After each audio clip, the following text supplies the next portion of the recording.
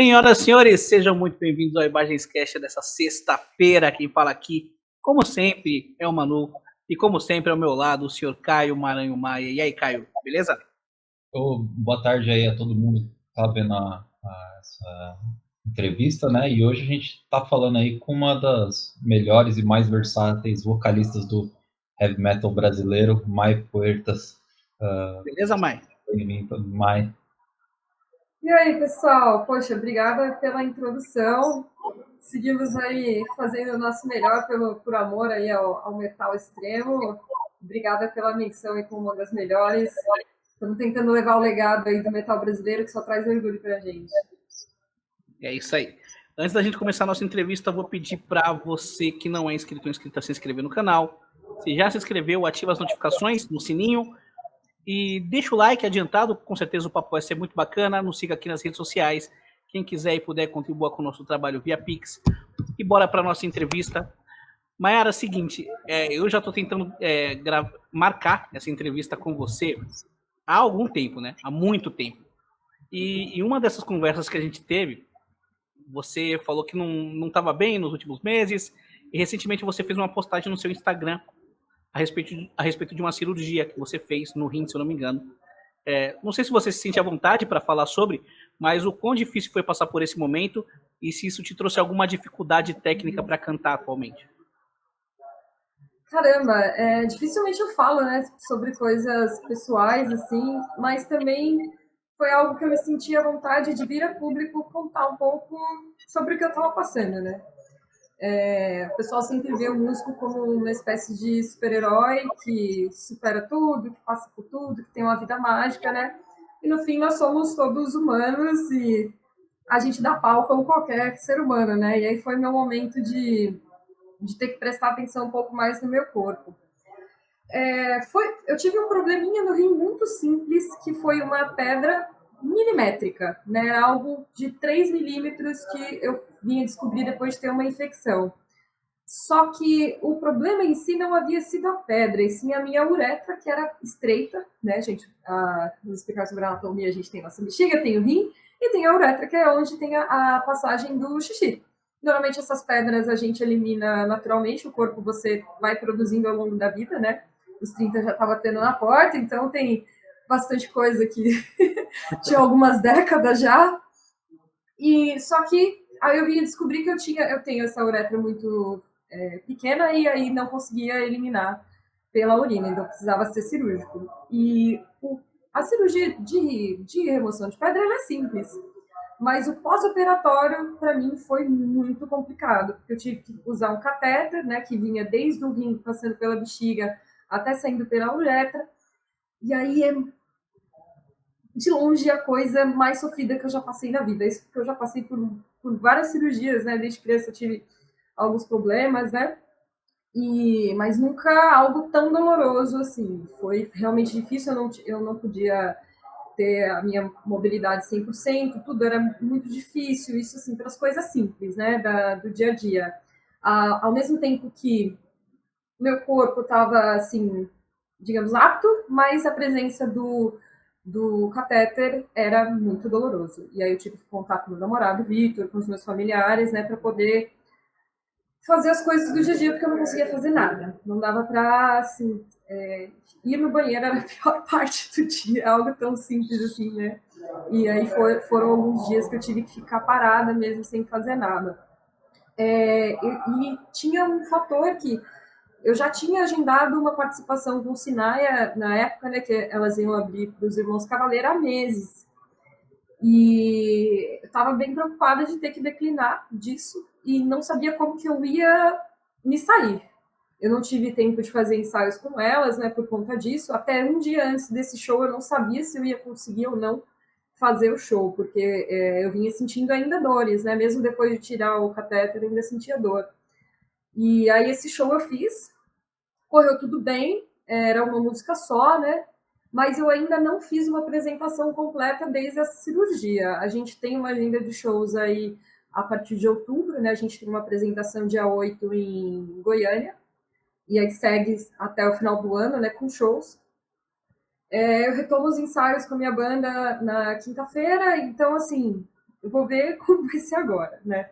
De poder pegar um setlist longo, eu não sei se eu vou conseguir de cara, espero que sim, né? Venho me preparando para isso, mesmo estando sem shows, a gente mantém, né, uma rotina, como eu sou professora, mantém uma rotina de preparo, eu espero poder estar 100% aí, mas não foi fácil, eu não estava esperando por isso, né, por passar por algo assim, nunca tive problemas nos rins, nunca tive problema de nada, nem infecção de urina, que é algo que é muito comum para a mulher, né, você ouve as amigas falarem, poxa, é algo corriqueiro, e eu até brincava, falava, nossa, eu nunca não me lembro de uma dor de infecção de urina, não sei como é isso. E aí foi a partir daí que eu soube, né? Eu tive uma dor ali, e pensei que seria uma infecção de urina simples, e quando eu fui para o hospital, já falaram assim, ó, você vai ter que fazer cirurgia. Eu falei, mas como cirurgia? Nunca tive nenhum problema, nunca tive nada. E aí era isso, né? Então, bebam água, gente, bebam muita água.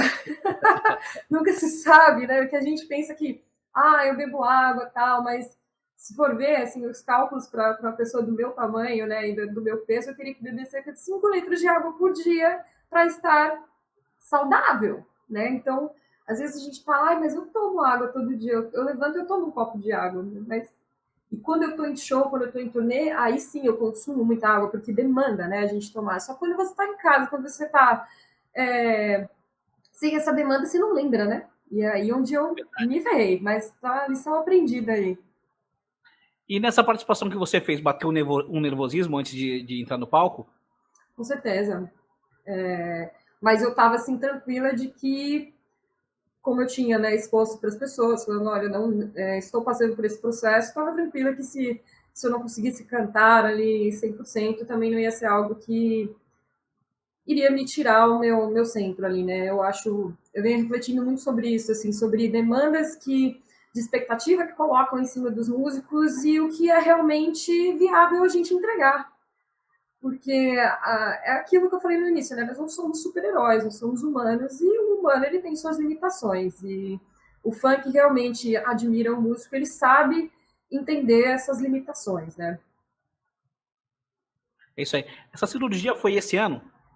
Foi. Nós estamos em setembro, foi mês passado.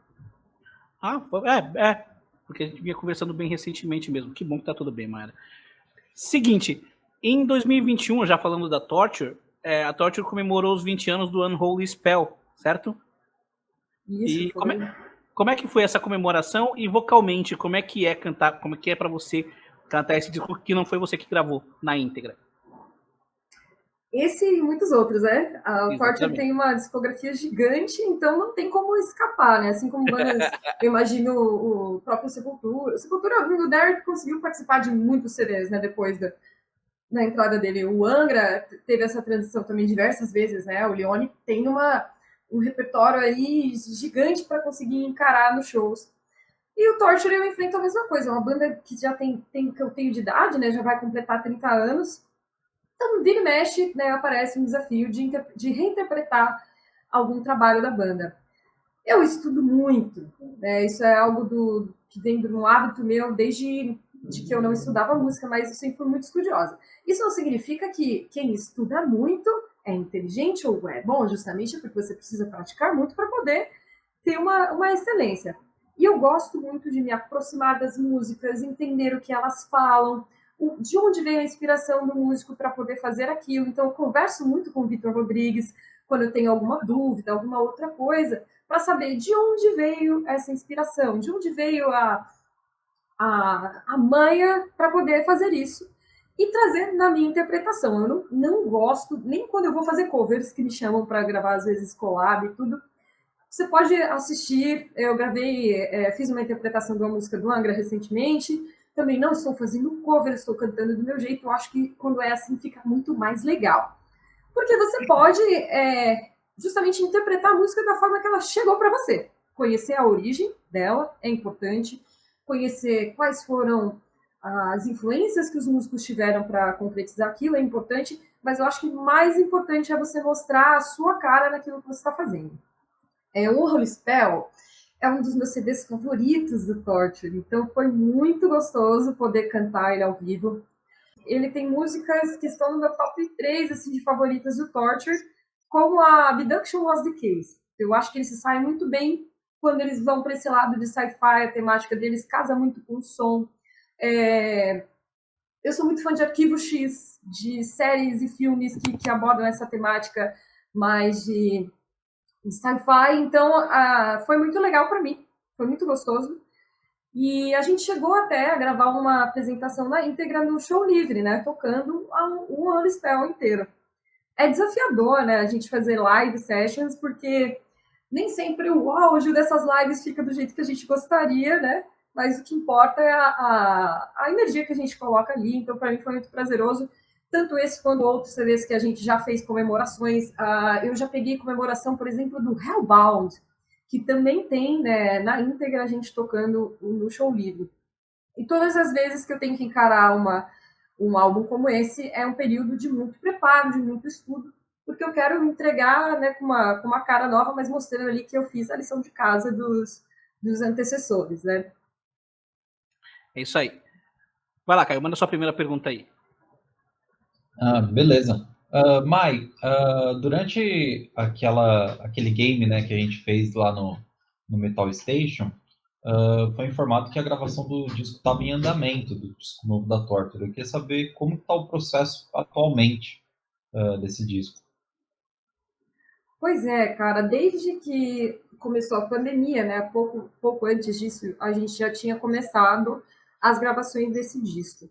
Com tudo que aconteceu, a gente optou por esperar para esse lançamento ser feito quando tudo estivesse favorável a gente poder trabalhar, né, de maneira digna ao que esse disco merece. É um disco que eu acho que eu usei todos os meus recursos vocais, que eu posso dizer, assim, tudo que eu sei fazer eu apliquei nesse disco, diversas técnicas, coisas que eu não consegui fazer lá atrás no Return of Hero e no Far Beyond Existence, que foram os primeiros discos que eu gravei com eles.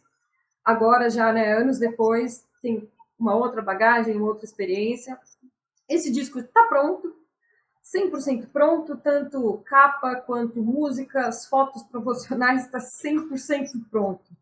A gente só está aguardando justamente negociações com gravadoras e tudo que envolve, né, o lançamento de um disco. Quando tiver tudo ok, a gente vai lançar, com certeza. A gente espera que não passe aí de 2023, né? Porque eu também não aguento mais. Mas se vocês querem uma boa notícia, aí a gente está trazendo em primeira mão para vocês. Opa! A gente fez essa gravação do ao vivo lá no Iglesia, né? Quem participou desse show, a gente gravou esse show ao vivo em São Paulo. E a gente fez um acordo com a gravadora que vai fazer o nosso lançamento e vai sair uma música inédita nesse disco também. E isso vai vir com videoclipe bonitinho, música inédita, fresquinha, para todos ouvirem aí coisa nova ainda esse ano. Então, nos próximos meses aí, fiquem ligados que tem música, tem um single inédito que vai estar disponível no nosso YouTube para vocês curtirem aí, que é um aperitivo aí do que vem nesses próximos trabalhos do Torture. Pô, que bacana, que bacana. Você falou, assim, que o disco ele estava composto mais ou menos em 2020, e eu queria saber quantos por cento mais ou menos ele estava composto até a pandemia e como que teve que segurar essa ansiedade para completar esse trabalho. Cara, eu acho que agora quando a gente pensa em timeline pré-pandêmica fica tudo muito confuso, né? Porque a gente perde um pouco a noção do tempo, mas eu tenho quase certeza de que 100% do disco já estava pronto, porque a gente não entra em estúdio com rebarbas, né? A gente já vai para o estúdio com tudo pronto. Então, tanto quanto letras, quanto músicas, né, já estava tudo no esquema. O que foi feito durante, né, a pandemia mesmo foi essa parte de arte gráfica, fotos, né, que a gente gosta de deixar tudo pronto, então a gente usou esse tempo de acordo com o que era possível para deixar essas coisas prontas também, mas quanto à composição, estava tudo 100% pronto. Bacana. É isso aí. Vamos fazer agora uma volta no tempo, Mayara. Quero saber como é que você começou a cantar. Eu acho que desde criança, né, eu canto. A minha mãe tem uma belíssima voz, essas coisas a gente cresce assimilando durante a infância, né? Você acaba refletindo aquilo que você convive, né? Minha mãe cantava muito bem. Muita gente na parte da família dela canta bem, né? Os irmãos dela cantam muito bem. Acho que por uma convivência do meu avô, que eles falam, né? E o avô cantava bem, né? Eu já conheci ele muito velhinho, então não pude ter certeza assim, de como a voz dele soava, mas pelo que os irmãos todos ali têm de dom, né? O que se chama de dom, era algo que com certeza devia ser compartilhado com eles ali desde criança. E comigo não foi diferente. Eu tinha bastante pessoas ao meu redor que tinham contato com música, né? Nenhum músico profissional, mas todos com uma ligação com a música. Meu pai era entusiasta de violão, guitarra, um pouco, não sei se por curiosidade, mas não conseguiu, assim, deslanchar, né? Mas tinha o violão e tinha umas fotos dele com guitarra ali quando era novo. Ele nunca foi metaleiro nem nada, mas teve a curiosidade ali. E aí eu cresci cantando, a minha família era bastante religiosa, né? Então na igreja a gente cantava, né? Tive essa iniciação para depois seguir o meu próprio caminho, né? E aí eu fui começar a me interessar mais por rock e metal na adolescência. Eu não me identificava muito com as garotas na escola, que eram descoladas, que eram, sei lá, populares, o que era, né, o termo que se usa nessa época. E o rock, eu falei assim, pô, aqui eu consigo ser estranha do jeito que eu gosto. Aqui eu consigo ser diferente e sem ter que me adequar a esses padrões, né? Me identificava com as letras, me identificava com o estilo. E aí fui conhecendo cada vez mais. Eu não tinha acesso a muita coisa, porque eu morava, não sei se vocês conhecem Santo André, mas morava em Santo André e numa parte bem afastada, né? E não tinha internet, não tinha nada. Foi ter internet, sei lá, nos últimos 5 anos atrás. Era um lugar bem isolado, assim, no meio do mato, né? Então, para eu ter acesso à música, ou era pelo rádio, ou pelo que os meus amigos me emprestavam. Então, eu conheci... eu tenho um diário, por exemplo, que eu, sei lá, devia ter uns 10 anos, e aí nesse diário eu desenhei, assim, né, o logo do Kiss, o logo do Sepultura, do Iron Maiden, né? Então, coisas assim que eram bem fáceis de você ter acesso, né? E aí depois já comecei tanto que eu falo assim, eu acho que eu tenho uma lembrança de ter escutado Xamã na rádio, que eles eram uma trilha sonora de novela, né, na época, eles estavam no Beijo do Vampiro, então você conseguia ouvir Xamã na rádio, e os meus amigos que foram os responsáveis por me trazer para o lado negro da força. Eles eram bem nerds, assim, eles gostavam de jogar RPG, Magic e tal, e aí era nesses encontros que acabava rolando a trilha sonora disso, que girava em torno de Iron, de Angra, de Rhapsody, de Hammerfall, tudo que era épico e que pudesse dar esse background para os jogos, eles me apresentaram, mas me apresentaram algumas coisas mais pesadas também, como Slayer, Pantera, né? E a partir daí, conforme eu fui ficando mais velha, tendo contato com os amigos, mais acesso à internet também, aí eu fui entrando de cabeça, sempre com muito interesse em ouvir bandas brasileiras, né? Então, aí, por meio disso, eu conheci o Xamã, o Angra, o Crisium, né? Que eu acho que foi a primeira banda de metal extremo brasileira que eu conheci, fora a Sepultura, né? E a partir daí fui deslanchando, mas a minha iniciação sempre foi autodidata, nunca estudei música, né? Cheguei a entrar em alguns conservatórios para estudar piano, mas não concluí, né?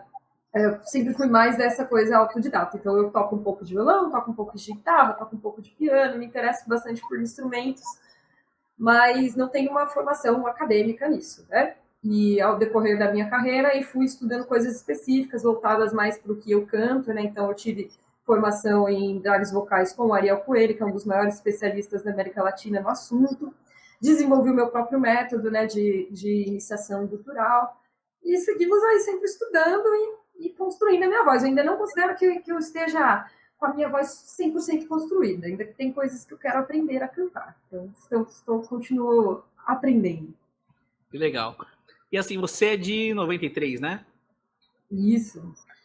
Então, eu acho que assim, durante a sua adolescência, as mulheres mais populares em bandas de rock pesado, digamos assim, eram quem? Era a Tária no Nightwish, a Christine Scaber no Lacuna Coil, a Emily no Evanescence estava explodindo. Você chegou a ser influenciada por alguma dessas minas? Cara, a parte parte desse mundo mágico do metal melódico, né, que as meninas dominaram bastante nos anos 2000, existiam as minas que estavam despontando no rock, né? Inclusive, uma delas veio para o Rock in Rio, que foi a Avril Lavigne. Ela estava em todas as capas de revista teen que existiam na época, era a Avril. E uma outra mais dark era a Amy Lee, do Evanescence. Então, as duas eram as que mais apareciam, assim. Então, era bem popular as meninas na época, na escola, tudo terem, ou você tinha, se você era loira, você usava lápis de olho, e ao estado você era a Avril Lavigne. Se você era morena e usava lápis de olho, você era a Emily. Era essas as duas estéticas. E no Brasil a gente tinha a Pitty, né? A Pitty pegou essa onda e virou, acho que, o ícone contemporâneo do rock que a gente tem de mulher mais forte até hoje, né? Por mais que ela tenha migrado o som dela, cada vez ficado algo mais pop, mais indie, na época a garota era sangue no olho, ela tava abrindo o show pro Sepultura e os caralhos, né? Então, os 2 primeiros discos dela eu acho animais.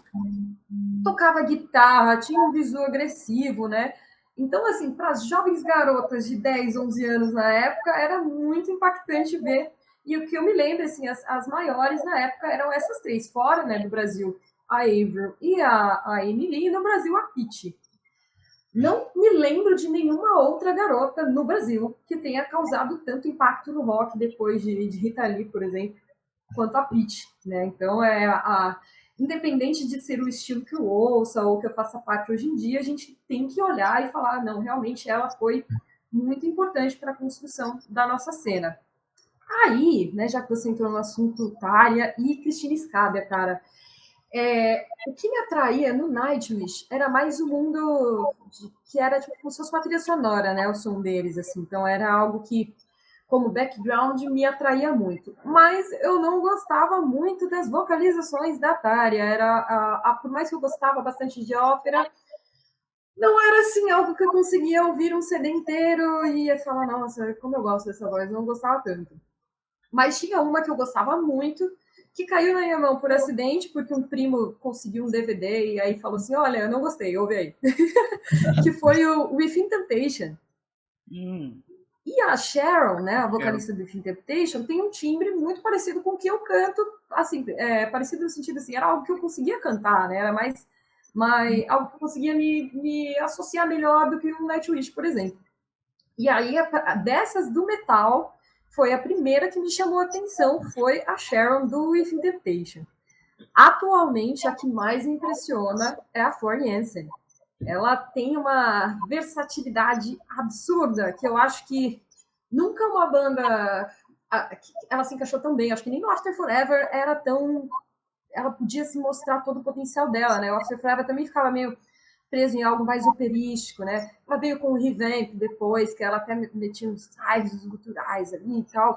Não sei se estou falando besteira também, porque eu não conheço tanto a discografia deles, dessas bandas, né? Mas eu não tive, assim, a minha iniciação no metal não foi tanto pelo Nightwish, que eu sei que muitas meninas acabaram conhecendo. Era muito popular. Eu também via, eu lembro que uma vez eu via uma capa de revista, não lembro se foi Road Crew ou Rock Brigade, né? Porque aí a gente passava nas bancas e você sempre dava uma conferida no que ia ter ali na capa. E aí eu olhei de longe, eu achei que era uma banda só de caras. E na hora que eu cheguei perto e eu vi a capa do Nightwish, eu vi que tinha uma garota. Eu falei, nossa, tem uma mina, né? Capa na revista.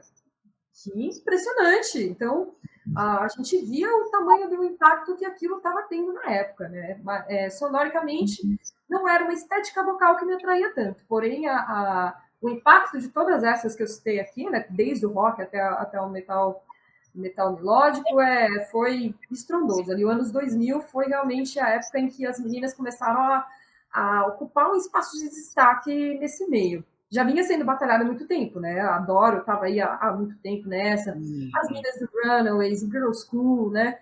Mas ali, os anos 2000 foi a época que várias bandas conseguiram despontar. Legal. E você também toca guitarra. E eu já li em uma entrevista que você tem desejo de tocar guitarra em algum projeto musical. Como é que você aprendeu a tocar guitarra e os outros instrumentos? E se você tem alguma influência guitarrística principal? Vale lembrar que querer não é poder. Eu tenho vontade sim, eu toco guitarra em casa, já tive uns projetinhos, né? Quando eu entrei no Torture, tinha um projeto em andamento na minha bio, que era um projeto mais black metal, mais black roll, assim, que eu tinha com uma amiga baixista, que é a Paty, né, gente? Amiga até hoje, Patrícia Schlinter. Ela entrou até recentemente, o Sinai anunciou ela como baixista que vai fazer as próximas datas, né? E a gente compunha na época, eu tenho vários riffs, na verdade, todas as bandas que eu passei tem riffs de guitarra que eu compus. O Necromancies, o último CD, que foi o último CD que eu gravei com eles, tem diversos riffs que eu compus e que coisas que eu nem me lembro, que às vezes eu ouço e falo, nossa, isso fui eu que compus, e nem lembrava, né, que era, porque a gente... Eu tenho minhas limitações guitarrísticas, né, pratico, mas não sou uma shredder nem nada, né, eu gosto mais de fazer bases ou usar esses instrumentos para compor mesmo. No Torture, a música Cursed by Disease, que tem no Far Beyond Existence, é uma música inteirinha de riffs que eu criei, e foi durante uma turnê nossa na Europa. A gente terminava os shows e tinha um violão que viajava com a gente, né, na van do Xandão, que era o Firebooking, baterista do Andraus, né? Ele é um cara que leva as bandas aí para excursionar na Europa fora. E aí tinha um violão que viajava com a gente. E aí terminava os shows, às vezes os caras ficavam na casa de show, ou tinha um tempo ali, né, até desmontar os equipes, e eu ficava lá. E foi vindo, né, esse riff que acabou entrando no ano seguinte, né, depois dessa turnê, virou uma música mesmo do Far Beyond. E esse CD novo também, o novo, né, que vai vir ano que vem provavelmente, também tem composições minhas na guitarra, mas tocar ao vivo, lançar um projeto, já são coisas que exigiriam um pouco mais de disciplina minha para tocar. É algo que eu gosto de fazer por prazer, né? Já me envolvi em projetos como guitarrista e vocalista, que não chegaram a vir à tona, mas já me envolvi. Uma hora ou outra, acho que isso vai acabar acontecendo, né? Eu tenho algumas composições que eu trabalho com o Lopes Casanegra, que é produtor no Casanegra Studios, e também idealizador do Fantasma, que é um projeto que eu faço parte. O Lopes, ele já foi guitarra do Torture, né? Ele, na época ali, a Equilibrium, né? Ele fez a turnê do Hellbound até o Equilibrium, se eu não me engano, acho que é isso. Ele estava ali na banda, e eu sou vocalista desse projeto dele também, então ele me ajuda com essas composições, mas não sei quando. Eu tenho coisas que estão gravadas, eu tenho coisas que parcerias que fiz com outros músicos que estão ali aguardando o momento certo, e é isso, é a espera de um momento certo em que eu falo assim, não, agora eu consigo mostrar alguma coisa diferente do Torture, diferente do que eu já venho fazendo, né, e conseguir externar essas composições em algo solo, mas até agora estou bastante ocupada, tem bastante coisa para fazer ainda, então eu parto do pensamento que é melhor você fazer as coisas bem feito, né? Então, estou me dedicando aí às coisas que no momento merecem mais a minha atenção e a minha dedicação. Então, não é a hora agora. É isso aí. Assim, a primeira banda que você teve, que teve algum renome e com a qual você tem algum registro, é a Necromancies, né? Isso mesmo. Eu queria que você contasse, antes da gente falar da Necromancies, eu queria que você contasse qual foi a sua trajetória musical antes dessa banda, quais foram os projetos que você teve e como é que você entrou na Necromancies. Bom, antes da Necromancies, eu acho que as minhas tentativas com banda incluem a fantástica banda da escola, né, que você tenta montar a banda com seus amigos, acho que ninguém foge disso. Fiz uma apresentação na festa da escola, cantei algumas músicas com o pessoal. Depois, eu comecei a tentar gravar alguns covers em casa, né? E aí eu comecei a divulgar no glorioso Orkut, que era uma plataforma sensacional para você poder fazer contatos, tinham diversos fóruns, né? Era amigável, eu me lembro que fiz muitos amigos nessa época, coisa que era difícil usar os tempos de internet. As coisas estão cada vez mais agressivas, né? Então, assim, naquela época eu sentia que havia uma tolerância maior para você fazer amigos na internet. Não sei se é porque era novo, né? Todo mundo queria ser amigo, fazer amizades, conectar com pessoas daquilo que gostava. Depois começou, as redes sociais viraram um certo exibicionismo, né? Então, caiu por terra aquele clima de amizades. Mas nessa época foi quando eu comecei a divulgar esses meus covers que eu gravava no SoundCloud, e tinha uma comunidade muito legal que chamava Vocalistas de Metal. E lá eu divulguei covers que vinham desde Bruce Dickinson, cantando Tears of the Dragon, Olha só. até The Agonist, que na época era uma banda que me chamava bastante atenção pela vocalista Alissa White, né, que agora está no Arch Enemy, fazer a mescla dos vocais culturais com os vocais limpos, é algo que eu gosto bastante de fazer, né, que eu quero explorar cada vez mais essa mescla de vozes. E tinha isso, tinha The Agonist, tinha Xamã, tinha Dayside, tinha muita coisa. Tinha até gravações de algumas bandas que eu tentei fazer teste, só que era de outro estado, e né, se hoje já é difícil, imagina na época como que era para uma menina ali, sei lá, de 18, 19 anos, nem isso, né, que eu tinha na época. E aí, não, foi bem antes disso, né, acho que eu nem era maior de idade. Aí apareceu, por eu divulgar essas coisas, apareceu o Sinaia. A Milena, na época, já tinha o Sinaia, era uma formação na qual elas tocavam mais crossover, né? Nem era deathcore, que é o que elas são agora. E aí ela entrou em contato, falou, estamos procurando vocalistas, se você quiser vir fazer um ensaio com a gente, né? Fazer um teste. O setlist era, assim, era Antichrist, do Sepultura, acho que era Black Magic, do Slayer, Buraco Suburbano, Antisocial do Anthrax, eram coisas assim, bem crossover mesmo. Que não era a minha pegada, mas eu fiz o meu melhor naquele dia. E aí era assim, eu morava no ABC, né? Não tinha acesso. Hoje em dia tem metrô para tudo quanto é lado, mas para você chegar até ali na Teodoro, né? Que era onde elas ensaiavam, era um rolê absurdo que eu tinha que dar.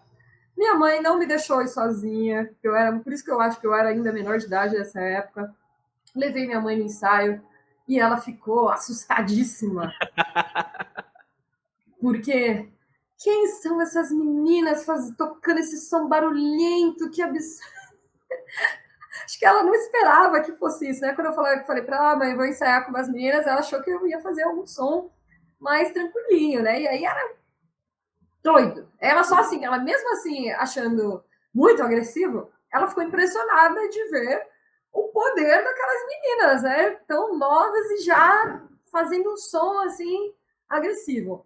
Mas na época eu não pude, né, seguir nos ensaios e tudo mais, por isso eu morava muito longe, era difícil para eu chegar até o centro de São Paulo, era muito nova, né? Então minha mãe conversou comigo e falou: mas acho melhor, né, não é a hora para você se envolver com isso.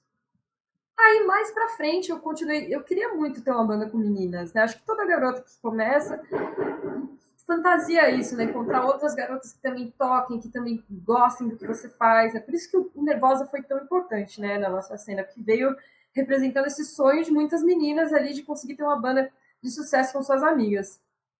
E aí eu conheci uma guitarrista sensacional, que é a Paula Carregosa. Ela veio a tocar com o Detonator, né? Foi bem nessa época aí que ela foi chamada para o Detonator. A gente estava tocando juntas e era um time, cara, só tinha menina foda. Era ela na guitarra, eu tava no vocal, a Paty no baixo também, né? Mais uma vez a Patrícia, né, do meu lado aí nessa aventura de música. Tinha uma outra guitarrista que era amiga da Paula, que era a Dani, e só que a Dani eu acho que não seguiu carreira na música.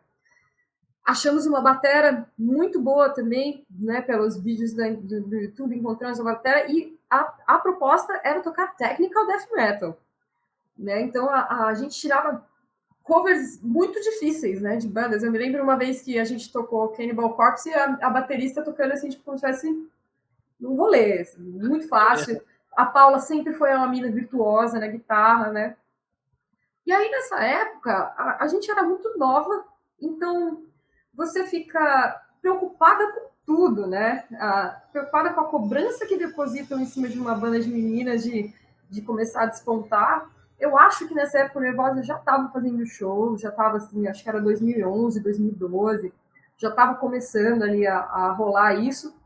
Então a gente estava vendo o que era uma banda de garotas se lançar, o tamanho do hate que vinha em cima de meninas que queriam tocar. Porque o início do Nervosa, cara, se elas não tivessem sido muito fortes psicologicamente, porque ali era um meio em que tinha galera que queria ajudar, mas tinha muita gente que queria atrapalhar, tinha muita gente que queria que elas desistissem. Então, tudo que elas lançavam vinha uma onda de hate em cima.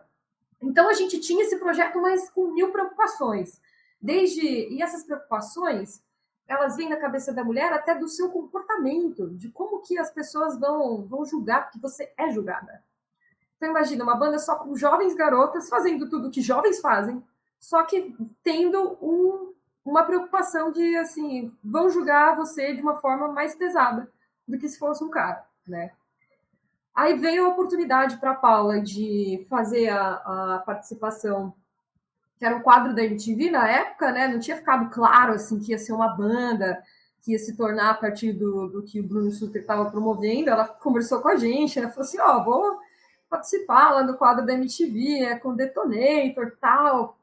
E ela até assim ficou na época falando, mas tem uma pauta meio estranha, porque ele meio que vai dar em cima das meninas, só que eu vou fazer de durona ali, porque não é minha praia, isso, né? E depois acabou virando mesmo tanto que o quadro dela é ótimo, assim, né? Porque ela é linda, a Paula é uma gata, né? E chega o personagem do Detonator dando em cima dela, tudo, e pressupondo que ela não toca nada, e a menina arregaça a guitarra, que é o mais impressionante, né? E isso rendeu para ela uma carreira, né, do lado dessa fase do Detonator, o Detonator e as musas do metal, diversas parcerias, que era algo que ela buscava muito, né, que ela queria muito ter essas parcerias, esses apoios, né, de guitarra, de equipamentos, né, e eu queria muito ter uma banda. Não pensava tanto assim, né, nessa parte, assim. Então, a gente se separou por essas dificuldades, né? A agenda dela era muito intensa com o Detonator, e aí as outras meninas foram também, né, desistindo. Não era tão fácil você achar um guitarrista ou uma menina que tocava guitarra absurdamente como a Paula toca, né? Até hoje, o nível dela eu considero, assim, acima de muitas musicistas no Brasil. E tivemos até o baterista que toca no Troops of Doom hoje em dia, participou dessa fase, dessa banda. Então, assim, são coisas que, se a gente olha para trás e vê onde todas nós chegamos, até o Alê, né? Tipo, quando eu fui tocar com o Troops of Doom em São Paulo, que eu encontrei com ele, falei para ele, cara, você imaginava que aquelas meninas doidas lá, que você foi ensaiar aquela vez, a gente ia chegar em algum lugar, né? Eram todas muito boas, mas você é muito jovem, você não sabe onde isso vai dar, né? E eu fico muito feliz de olhar para todas elas e ver que quem escolheu seguir na música seguiu e está muito bem, né? Todas elas que seguiram carreira, então, assim, juntas ou separadas, a gente trilhou nosso sonho e atingiu, né, objetivos muito legais. O próprio Sinaia mesmo, quantos anos que a gente acompanha a Milena acreditando nesse sonho de ter o Sinaia, de ter uma banda, de levar profissionalmente, não é fácil. E várias situações em que você tem que enfrentar, elas tiveram um problema até com o canal do YouTube delas, foi deletado por conta de problemas com a gravadora que veio encher o saco delas, né? Os caras, foi ridícula essa situação. E sinto muito por elas terem passado por isso, porque você perder os seus canais de comunicação com o público é um golpe muito baixo. Uma gravadora que se propõe a tirar isso de você, que você produz, é um golpe muito baixo. E mesmo assim, com mudança de formação, com dificuldades, né, burocráticas, ela está firme e forte. Fizeram um puta show lá na áudio junto com o Cavaleira Conspiracy. Estão continuando trabalhando com uma formação agora que é internacional, tem uma bateria que mora no Japão. Então, assim, é demais. Eu sinto muito orgulho de todas que fizeram parte desse processo aí que a gente não sabia onde ia dar, né? E olhar para todas hoje em dia, ver todo mundo muito bem. A Paula hoje tem um estúdio em Itapetininga, é uma produtora musical sensacional, trabalha com o que ela gosta, tem os apoios que ela sempre sonhou, né? Eu estou do lado de uma banda que também me satisfaz muito fazer parte disso. Toda a experiência que eu tive ao redor do mundo, festivais e pessoas que eu pude compartilhar, né, palco e experiência ao decorrer dessa carreira. Então, acho que todas estamos muito realizadas, né, por esse início ter levado a gente aonde chegamos. sobre a sua entrada na Necromancies. O Necromancies, né? Eles eram da minha cidade. Foi que ajudou eu poder finalmente conseguir entrar numa banda, né? Que eu morava longe do centro, onde estava toda a movimentação. E o Necromancies estava ali, né? De meus vizinhos. E eu já tinha ido até alguns shows deles. A VM, né? A Vocalistas de Metal, que era essa comunidade do Orkut, promovia eventos.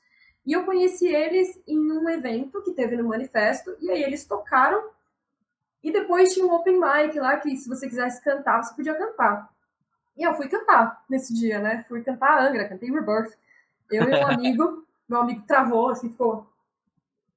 O que eu faço agora? Mas assisti o show da Necromancies, achei demais, achei os caras super profissionais. Depois vi outros shows deles no ABC, e aí veio a notícia de que eles estavam procurando vocalista. E, se não me engano, o Guitarra entrou em contato comigo no Orkut, por ver, né, que eu tinha essas... Desde o início, se você entrava na minha página lá do Orkut, por mais cafona que era na época, né, que todo mundo tinha uma página cafona no Orkut, tinha lá, tava escrito Mayara Puertas, vocalista de metal. Tinha todos os meus links para quem quisesse ouvir, para quem quisesse me chamar para uma banda, ali tava o meu portfólio.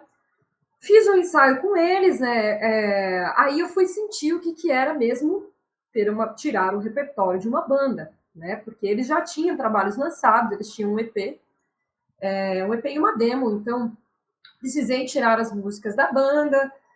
Já veio, assim que anunciamos a formação, que postamos as fotos, vieram muitos convites para shows. Em menos de 2 anos a gente já estava fazendo aberturas para bandas gringas, então a gente chegou a abrir shows do Master no Brasil. Fizemos 3 shows com eles, uma pequena excursão deles, né, por São Paulo, interior paulista. Abrimos shows do Vital Remains também. Então, eu pude ter ali essa experiência, né, mais profissional com eles. E até tem um fato muito legal, que foi que vários momentos o caminho do Torture e do Necromancies se cruzavam. O Gilmar, que era o baterista do Necromancies, ele era aluno do Amilcar. E aí, uma dessas situações de show, a gente tocou em São Bernardo do Campo. O René, que é o atual guitarrista do Torture, estava tocando no mesmo show com uma outra banda dele, que era o Guillotine. O meu baterista, o Gilmar, também era baterista do Guillotine, só que parece que teve uma treta, e aí nesse dia o Gilmar não quis tocar. Ele tocou só com o Necromancies, e o René chamou o Amilcar para tocar no lugar do Gilmar. Então, assim, nesse dia, a gente tirou uma foto que estou eu, o René, o Amilcar e o Castor. Só que nunca imaginávamos que isso viria a ser uma formação de banda. Mas esse dia eles estavam lá, assistiram um show, eu toquei com o Necromancies, a gente tocou, sei lá, tipo, abriu o evento, era meio-dia, não sei que dia, o horário, não tinha ninguém lá. Só as bandas mesmo. E... daí, depois que a gente lançou o CD Full, né, do Necromancies, a gente fez uns shows com o Nervosa.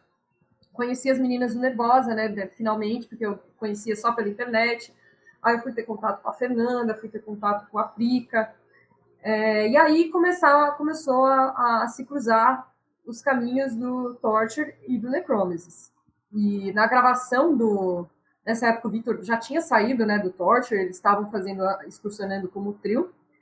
E nas gravações do Necromancies, eu descobri que o lugar onde a gente gravava era tipo 2 quarteirões para cima da casa do Victor Rodrigues.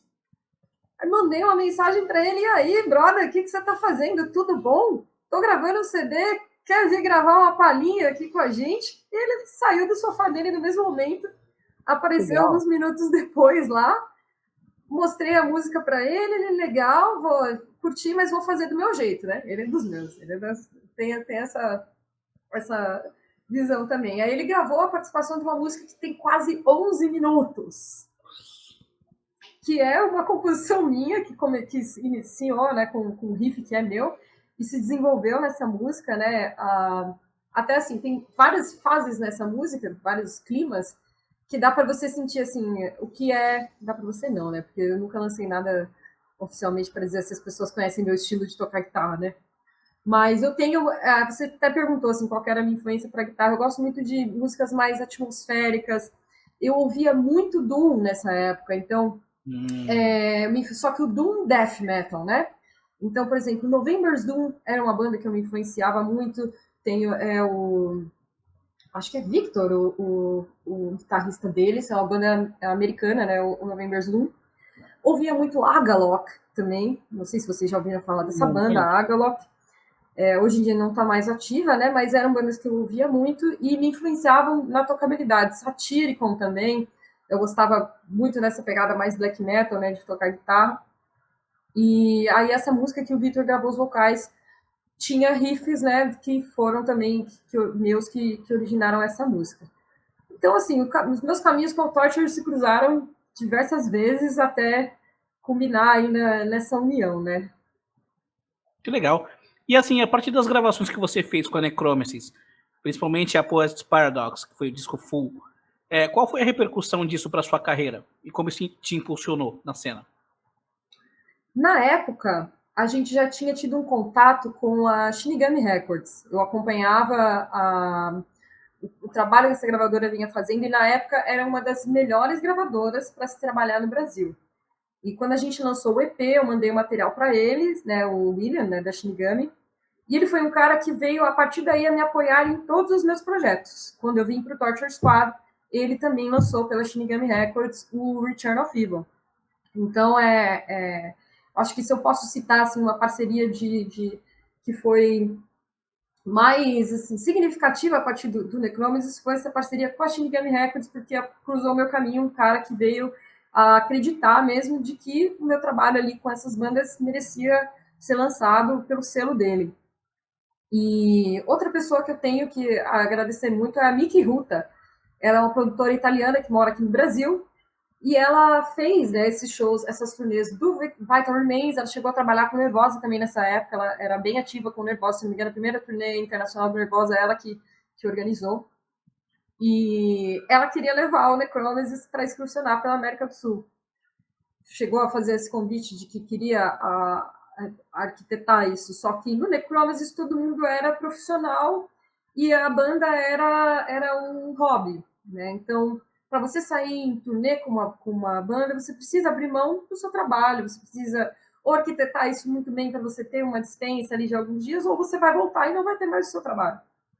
E a gente, né, a galera operária ali do ABC, era uma situação em que, por exemplo, o nosso baixista, ele trabalhava na GM, então pensa, uma rotina, né, de você trabalhar numa montadora, é impossível você conseguir tirar uma licença e voltar, né? Ou você tira sua licença e sai mesmo, né, perde seu emprego. E não era uma situação que a gente podia aceitar mesmo, né, pela realidade dos quatro ali. Mas surgiram muitos convites. Só que por conta dessa realidade que é a da maioria, né, dos brasileiros hoje em dia não, né, sempre, né? Quando que o brasileiro não foi essa rotina, né, de trabalhar sem parar, né? Não tinha como. E quando foi com o Torture, eu era mais nova, né, deles. Talvez eu tive também, né, a minha carreira profissional. Trabalhei por muitos anos. Eu sou formada técnica em administração, trabalhei com marketing, trabalhei com design, né? Os meus últimos trabalhos foram como designer gráfica, como assistente de marketing de redes muito grandes, mas eu quis arriscar. E aí eu pedi demissão mesmo desse meu emprego e encarei alguns períodos de perrengue, mas para poder, né, chegar onde eu cheguei hoje. Hoje eu trabalho 100% com a música, então foi um período difícil, que eu me questionei muitas vezes se era isso mesmo que eu queria, porque era muito difícil. Dependia quase que exclusivamente dos shows, e não era assim, quando você está começando uma trajetória com uma banda, você não tem glamour, você tem trabalho, né? Então, toda banda que passa por uma transição de formação, você tem muito trabalho. Mas valeu a pena. Eu gosto de pensar sempre no futuro, em todos os desafios que eu aceito, pensar que se você está passando perrengue, é para você colher lá na frente, né? E deu muito certo, não me arrependo de nada. É isso aí. E já na Necromesis você contribuía bastante com riffs de guitarra, além de ideias vocais? Sim, o Poets, né, Paradox, como eu falei, tem várias coisas, né, que eu compus ali, tipo, coisas que eu até ouço hoje em dia e falo, poxa, isso aqui eu fiz, né, e tal. Só é muito triste que a banda não disponibilizou esse material no Spotify, então não dá para ouvir em nenhum outro lugar que não seja o CD. Então, se você quer ouvir esse trabalho, entre em contato lá com a Shinigami Records, que eles têm para vocês ouvirem. É um puta de um CD. Eu me orgulho muito do que a gente fez junto, né, nessa fase do Necromesis, porque a qualidade do CD teve excelentes reviews, as notas do CD eram muito, muito altas, né, todas as resenhas que tinham. Era uma banda que misturava death metal com progressivo, então você tem uma gama muito grande de coisas sendo exploradas ali. Eu só acho que nesse CD não tem nenhum vocal limpo meu. Do resto, né, em termos de contribuições com composição, tem muitas letras, eu acho que também, não me lembro muito bem, mas foi um trabalho que eu mergulho muito, sim, espero que um dia possa estar aí nas plataformas para o pessoal ouvir, né? Tem coisas que eu ouço e falo, a gente poderia ter feito diferente, mas foi meu primeiro full, né? Minha primeira experiência no estúdio profissional, então eu bato muitas palmas por esse trabalho, acho que ficou excelente. Legal. E você também participou de um outro projeto chamado Górgona, certo? Como é que ele foi desenvolvido? Esse projeto Górgona, ele é esse projeto em que eu toco guitarra com a minha amiga Paty. E nós temos aí provavelmente umas 3 composições que ficaram arquivadas, né? Elas existem, elas têm estrutura, são músicas que existem, mas nunca vieram a ter uma gravação profissional, nunca saíram do demo ali, né? Eu nunca lancei nada nesse projeto, apesar de ser algo que mexia muito com a minha criatividade, com o meu imaginário. Tenho uma górgona tatuada no braço, né? Tenho uma medusa tatuada no meu corpo, então talvez seja algo que, no momento certo, né, eu possa vir a retomar e trazer, né, mostrar para as pessoas essas músicas, essas composições. Mas foi algo que na época ali que eu transicionei do Necromesis para o Torture, estava mais ativo, né? A gente se encontrava frequentemente para ensaiar, para compor, mas depois que eu encarei ali a rotina com Torture, eu quis focar mesmo 100% no Torture Squad. Era sobre isso a próxima pergunta, porque o Górgona foi justamente nessa época de transição para Torture, né? Como é que foi a sua entrada na Torture Squad? Bom, o Torture, eles tiveram esse período que eles gravaram o Esquadrão de Tortura com o André. Eles, com a saída do Vitor, quiseram se mostrar de uma maneira diferente. Foi muito guerreiro esse período do Torture, porque mudou completamente a sonoridade da banda, né? A forma com que a banda se apresentava antes era mais thrash death, e aí eles vêm com um disco incrível de thrash metal com aquela pegada de thrash alemão, né? Assim, totalmente diferente do que eles iam fazendo. E eu imaginava, né, que eles fossem permanecer assim dali para frente, né? Acho que a maioria das pessoas também achou, falou, poxa, lançaram um disco conciso ali, não ia ter uma mudança. Mas, segundo diz o Amilcar, ele assistiu um show do Accept e sentiu ali a pegada, né, do vocalista, de ter um frontman na banda, e falou, putz, o Torture precisa ter de novo uma cara, né, um líder, uma pessoa à frente que seja o vocalista da banda mesmo. E eles começaram a se questionar, tipo, quem seria essa voz, porque eles queriam trazer de volta a fusão do thrash e do death, né? E é algo que não é tão comum. A maioria dos vocalistas cantam mais em um estilo só, né? Então, cantar o estilo do Vitor era difícil. Criar algo novo depois dessa fase Vitor também era muito difícil. Na época, o Amilcar e a Fernanda do Nervosa tinham um relacionamento e, segundo ele me fala, né, eles tiveram essa conversa e ela chegou a mencionar, né, mostrar o meu trabalho com o Necromesis e tudo mais. E como o Necromesis tinha bastante influência de Torture, ficava mais fácil visualizar como que isso soaria, né? Era algo que estava ali próximo do que eles já faziam. E nisso ele entrou em contato comigo, me mandou uma mensagem no WhatsApp, que eu fiquei muito impressionada, né, quando eu recebi esse convite. E já era algo assim, eu percebi que a preocupação dele maior era com quais eram os meus objetivos como musicista, e não tanto a parte técnica vocal, porque a conversa que ele teve, eles não pediram nenhum vídeo, nenhum áudio, nada. Eles quiseram conversar comigo e entender como era a minha rotina, o quanto eu poderia me dedicar para a banda. Na época, como eu falei, né, eu trabalhava, falei para eles, olha, eu acabei de entrar no emprego novo, fazia 2 semanas. Eu tinha entrado num trampo novo. e vou conversar lá, ver o que eu posso fazer, porque eles queriam ensaiar toda sexta-feira, acho que era, e aí eu teria que sair no meio do meu horário de trabalho. Então eu entrava no meu trabalho todos os dias às 5 da manhã para fazer banco de horas, para poder ser dispensada no dia do ensaio. Só que aí chegou um ponto em que eles viram que a sexta-feira não seria o suficiente, eu teria que ensaiar as segundas, terças, quartas, segunda, terça, quinta e sexta. Era aí não tem emprego que sustente, não há banco de horas que sustente isso, né? Por mais que eu era designer, mas a demanda lá exigia que eu estivesse no local. E aí eu pedi demissão, só vinha falar com a minha família depois, eu expliquei a importância dessa banda, né? E o quanto isso era importante para o meu objetivo de ser cantora. Expliquei a importância deles no cenário nacional pela estrutura de quase 30 anos de bagagem que eles tinham, o quanto eles já tinham uma repercussão internacional. Então, não ia estar simplesmente metendo louco, falando, mãe, não, virei hippie, não vou trabalhar, vou viver da minha música, né? Então, era algo que eu falei para eles, olha, é uma banda que tem uma carreira que pode, né, me proporcionar atingir o que eu sempre quis. E aí foi esse momento em que a gente começou a ensaiar. Na época que eu comecei a ensaiar com eles, ainda era o André, né? Não haviam comentado comigo que poderia haver uma troca de guitarristas. Eu achava que ele ia continuar. E tempos depois, acho que um mês depois, 2 meses depois, o Amilcar falou assim: olha, o André tá saindo e quem tá entrando é o René Simonato. Aí, a partir daí, a gente vem trabalhando com essa formação que já são quase, acho que já tem 8 anos, né? Desde 2015 já são 8 anos, gente. Voa, né, o tempo. E quando a gente para e olha e fala assim, poxa, já estamos no Torture há mais tempo que muitos membros que passaram pela banda, né? Então a gente está aí, acho que esse time está fechado de uma maneira muito coesa.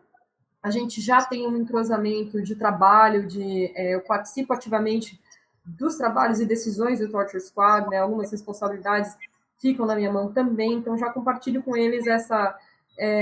não é só... Eu já tinha isso na minha cabeça, que entrar no Torture não seria apenas só para entrar e interpretar músicas. Eles queriam mesmo uma pessoa que fosse a cara da banda, que conseguisse abraçar os objetivos da banda, sonhar e pensar, né, em levar a banda para outros lugares, né? E aí estamos nesses 8 anos. É isso aí, muito bom. Vai lá, Caio. Mai, daí foi anunciado sua entrada no Torture, e eu queria saber se houve muito preconceito no momento que foi anunciado que você seria vocalista da banda, pelo fato de você ser mulher naquela época, em 2015. 2015 foi um ano que a gente viu muitas portas se abrirem para as minas aqui no Brasil. E o Nervosa teve um papel imprescindível nisso. Porque em 2015 o Nervosa já estava excursionando nos Estados Unidos. Eu escrevi sobre isso num e-book que eu disponibilizo para os meus alunos e eu faço uma análise, né, desse ano em específico, o como foi importante para as mulheres no metal brasileiro. A notoriedade do Nervosa sendo afirmada como um expoente do thrash metal no mundo, não foi só no Brasil, foi no mundo. Não havia uma banda com meninas fazendo o que elas faziam em lugar nenhum. Já haviam supergrupos de meninas, né, antes. Eu me lembro, por exemplo, de uma banda sueca chamada Frantic Amber, que é bem antiga, já eram só meninas, mas nenhuma fez tanto barulho quanto Nervosa fez. Depois disso, surgiram mais, mas elas foram, assim, revolucionárias. E no mesmo ano em que o Torture me chamou, houve a troca do Hateful Murder com a Angelica Burns assumindo os vocais. Então a cena estava sendo bombardeada por bandas anunciando meninas vocalistas. E, né, na outra face, essas meninas sendo bombardeadas com os haters. Que isso é um reflexo social daquele lado conservador que a gente fala que o metaleiro tem, né? Nem chamo de headbanger, um cara desse, que acha que existe uma essência preciosa, imutável, né, do metal, que tudo muda menos o metal continua o mesmo, né? Né? Nem quero entrar muito nisso, mas existia sim um hate em cima. Não tínhamos lançado nenhuma música, só tinha uma foto. Mas essa foto estava cheia de comentários negativos. e pessoas que até então nem sabiam que o Torture, que o Vitor tinha saído da banda há quase 5 anos, e aí estavam assim, não acredito que tiraram o Vitor para entrar essa mulher, né? E, tipo, o cara nem sabe o que está acontecendo, mas ele quer entrar lá para falar mal dessa mulher, né, que entrou aí no Torture. Falaram que a banda ia mudar o estilo, vai virar Nightwish, eu nunca vou esquecer esse comentário. A banda vai virar o Nightwish, estão copiando o Arch Enemy, e entre outras coisas. Tiveram produtores que boicotaram, então a banda não conseguia fechar show, porque o produtor não queria essa formação. Então, o preconceito, ele tá. Não é só a forma como você trata uma mulher, mas inviabilizar o trabalho de uma mulher também é preconceito. Você tentar atrapalhar uma banda só porque tem um gênero de uma pessoa que você nem sequer ouviu a voz dela, como vai soar, e você já está dizendo não. Você está sendo preconceituoso. Você está impedindo ela de trabalhar. Então, tiveram diversas coisas assim, que aconteceram, né? Foi um período de adaptação. Eu precisei ter uma força interior grande para lidar com isso, porque a sensação que você tem assim é de porque todos me odeiam se eu não fiz nada. Eu só entrei numa banda, e se eu entrei numa banda, se tem um dos melhores músicos do Brasil me dando ok para fazer isso, por que que o João de sei lá da onde, né, vai ficar tão indignado com isso, né? O que mais me deu confiança para continuar com eles era isso. Poxa, eu tenho um time que são um dos melhores músicos do Brasil comigo, que me deram um ok. Então, que aprovação maior eu quero, né? Disso. Se eles aprovaram, se eles acharam que eu sou bom, então, a partir daqui é o desenvolvimento. O próprio Vitor Rodrigues foi um cara que sempre me apoiou, sempre me incentivou. Até hoje a nossa relação é excelente, nunca houve treta, nunca houve nada. Tem várias fanfics aí que criam da gente, desde de positivas e negativas, né? Criam várias histórias e a gente sempre foi amigo. Ele sempre foi um cara que teve um bom relacionamento com os ex-membros, mas não foi fácil. Eu tive que saber filtrar principalmente a parte do online, né? Porque a internet virou isso que a gente comentou no início, um antro do ódio, do hate, do eu não gosto, ao invés da pessoa gastar o tempo dela, que você se dedica a dizer algo que você não gosta, você podia estar usando isso para divulgar algo que você acha bom, né?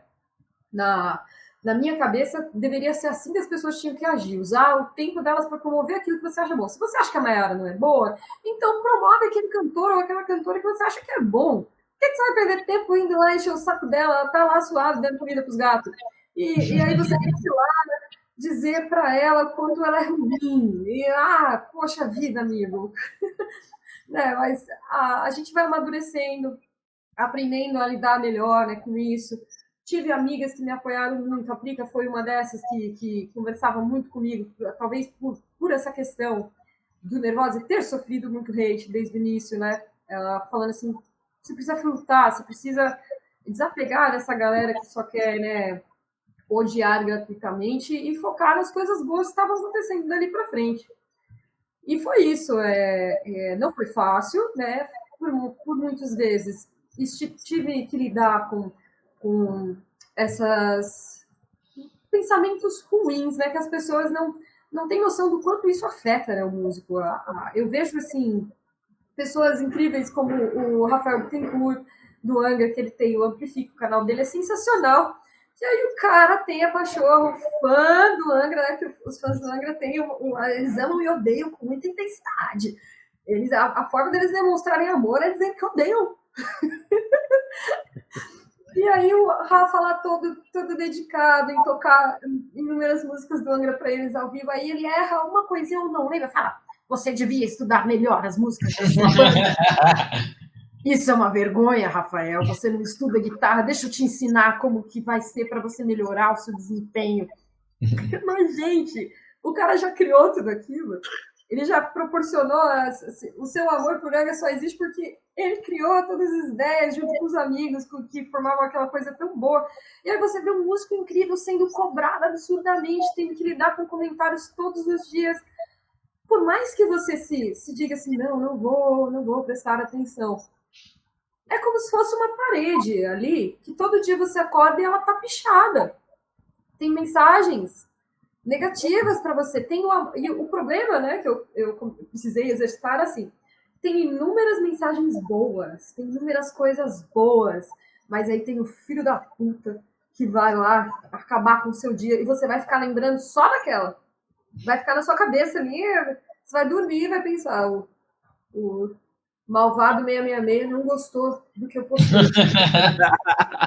Mas por que ele não gostou? Será que eu devia desistir? Não chega nesse ponto, né? Mas é algo, assim, é horrível, né? Eu penso se as pessoas pensam na consequência disso, quanto impacta. O músico é uma pessoa que trabalha com sensibilidade, que trabalha com inspiração. E será que as pessoas pensam nisso? De que para que você vai dispensar o seu tempo para dizer coisas negativas para alguém? A gente está em setembro ainda, né? Nos últimos dias de setembro, mas fala muito sobre Setembro Amarelo, fala muito sobre suicídio. E a história da música, a história do rock é manchada por depressão e por suicídios em massa. Se você for pensar o tantas de pessoas incríveis que foram embora por esses problemas emocionais. E a rotina do músico, como eu falei, você trabalha com sensibilidade, você trabalha com criatividade, com emoções. Tudo aquilo que você consome tem a emoção do músico que ele colocou ali dentro. E às vezes você se sente, sim, sufocado por isso. Poxa, eu queria ter mais tempo para me dedicar para composições, mas hoje em dia, por exemplo, a gente tem que trabalhar muito em rede social, em produzir conteúdo, em ir atrás de gravador, em divulgar para a imprensa, e não sei o quê, não sei o quê. O trabalho do músico aumentou muito, né? Principalmente o músico que não chega ao mainstream, né? Como a gente está falando de Metallica, dessas bandas gigantes, porque as bandas que você considera grandes trabalham muito. Fora essas bandas que têm uma empresa, né, girando por trás, o restante posso garantir que 100% delas ainda tem um trabalho braçal que depende muito do músico. E é um trabalho, mas as pessoas insistem em achar que não é um trabalho. A gente teve notícias, né, o Justin Bieber cancelou a turnê dele por estar esgotado psicologicamente. A gente viu o Michael Jackson, quando anunciou o retorno dele, onde isso acabou. Então, existe sim essa cobrança de que você esteja tocando sempre, lançando coisas sempre, que você esteja sempre se inovando, sempre aparecendo, e isso esgota a cabeça das pessoas. Então, eu queria muito, né, sonhar com um mundo hipotético em que as pessoas refletissem antes de odiar, né? Mas a gente vai tentando driblar, tentando lidar com isso da melhor maneira possível, tentando ser um bom exemplo, né? O endeusamento dos músicos também, de como assim, não, mas eu sou do time André Matos, eu não gosto do Fábio Leone. Eu sou do time do Vitor Rodrigues, eu não gosto da Maiara. E aí as pessoas tomam partido como se fosse alguma competição. Mas a rainha do metal é a Tária, não é a Cristina Scabia. Então as pessoas criam uma coisa que parece que elas não querem que essa união exista. O que eu mais queria era que os músicos conseguissem trabalhar mais juntos. A pandemia talvez ajudou isso a se reconstruir, se reconectar, né? Coisas que eu nunca imaginei. Poxa, no meio da pandemia eu gravei uma música com Sepultura, eu gravei uma música com Aquiles, gravei uma música com o Luiz Mariucci. Pessoas que talvez no mundo offline eu fosse demorar um pouco para cruzar o caminho e conseguir ter uma oportunidade de trabalhar. E eu penso também que a gente está num momento em que as coisas são diferentes, né? Essa construção toda da cena pelas mulheres nunca houve.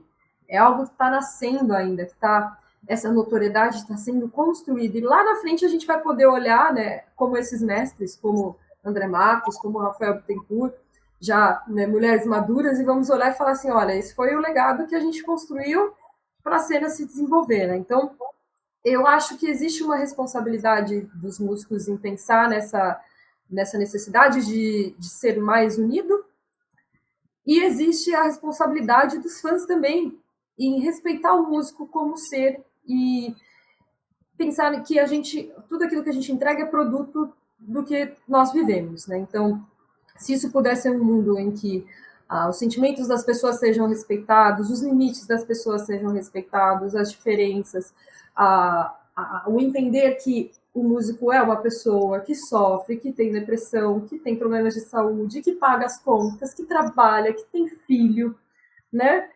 Eu quero ter filhos, eu quero ter uma família. Então, como esse ambiente pode ser favorável para isso ou não, depende de uma ação coletiva. Eu acho que tudo isso que eu falo pode soar meio utópico, né? Mas eu faço parte dessa construção e essas são as coisas que eu acredito. Isso aí. Bacana. Daí, Mai, 2017 vem o Far Beyond Existence. E eu queria saber, depois desse primeiro disco full, né, o quanto que esse preconceito com você foi embora dos fãs da banda e se hoje o apoio que os fãs do Torture dão para você é unânime. Cara, eu não sei estimar, acho, isso. O hate maior é maior quando você anuncia mudança, porque a exposição é muito maior, né? E depois a gente fez, não sei se fui eu que parei de prestar atenção também, né? Por tudo isso que eu falei para vocês, você vai aprendendo a lidar, mas hoje eu não sinto tanto um hate, assim, eu percebo que o nosso engajamento no geral é composto por pessoas que apoiam a banda e gostam, né, do Torture Squad, que acompanham nossas músicas. As músicas novas estão entre as mais ouvidas nas nossas plataformas, então mostra que, assim, o fã que consome Torture está consumindo essa nova geração, está consumindo essa nova fase. E não percebo assim essa presença de ódio no que a gente produz, não. Acho que hoje a nossa fanbase é composta por pessoas que apoiam mesmo a gente. Bacana, bacana. Para finalizar da minha parte, assim, eu vi o Far Beyond Existence e ouvi o último single, que é o Área 51. E, na minha opinião, teve mudanças na voz. No Far Beyond Existence, eu percebi que você cantava de um jeito mais gutural.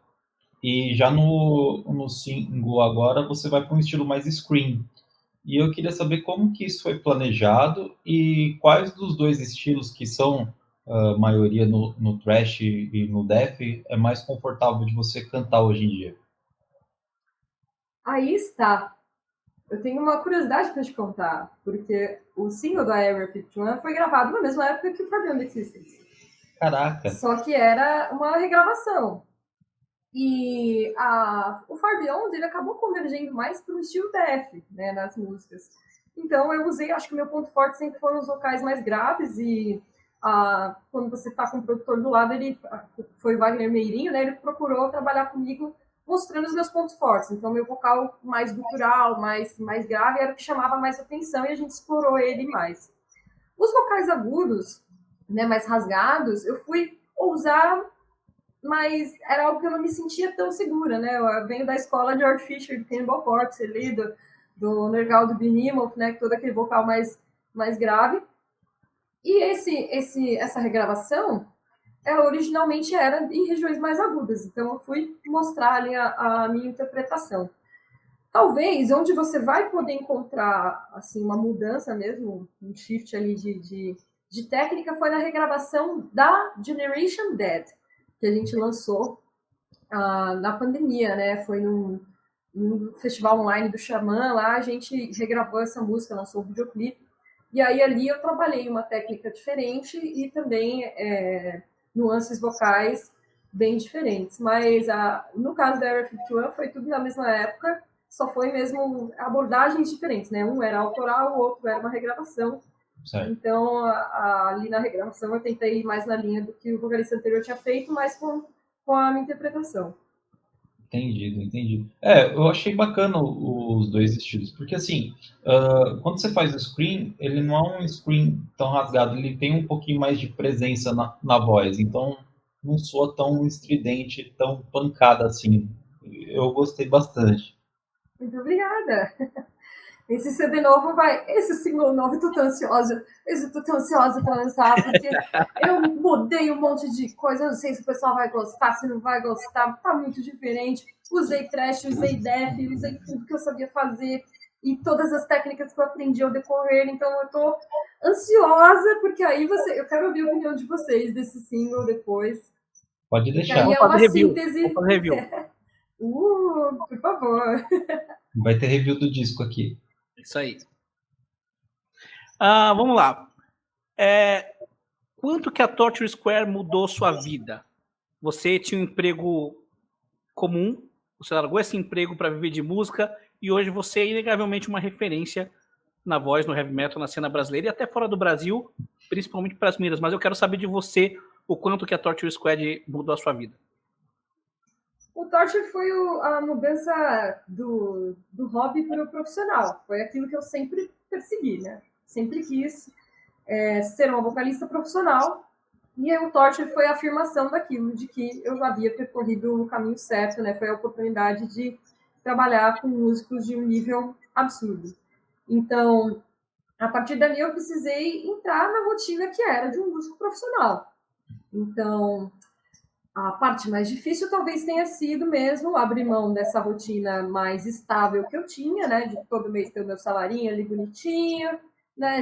Conseguia ter um conforto maior. Meus primeiros anos na banda foram de muito perrengue mesmo, porque eu ainda não tinha uma confiança para me apresentar como professora, por exemplo, né? Hoje eu já não tenho nenhum problema com isso, para ser instrutora, para ser produtora, já tenho, acho que a minha bagagem, né, já me dá essa afirmação, mas na época eu não tinha, então eu não conseguia me ver dando aula. Muita gente falava para mim, você pode, porque os músicos do Torture, né, nessa época, fora quando a banda estava em turnê, era essa a principal atividade deles, né? O Amilcar até é dono de uma unidade da Bateras Beach em Pinheiros, recentemente ele assumiu essa unidade, e a parte da banda ele tinha esses trabalhos como professor, só que eu não me enxergava dessa maneira.